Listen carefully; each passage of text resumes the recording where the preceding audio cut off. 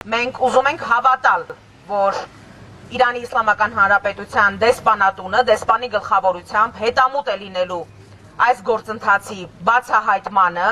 օգտագործելու է բոլոր հնարավոր իրավական եւ դիվանագիտական գործիքները, պարոն Ծառուկյանի նկատմամբ սանձազերծված բացարձակ ապօրինի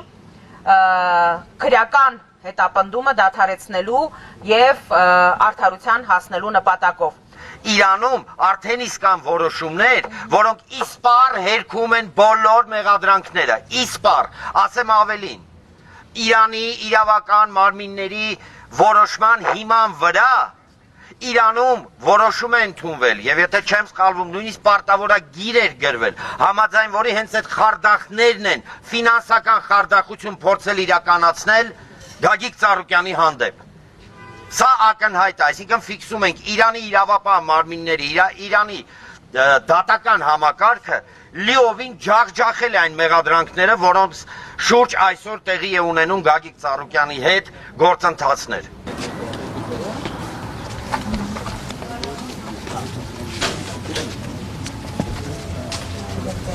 Մենք նամակը հանձնեցինք, նրանք մեզ վստահեցրեցին, որ իրենք էլ ուշով հետևում են այս գործընթացներին եւ նրանք էլ ակնկալում են արդար հանգուցալուծում գործընթացի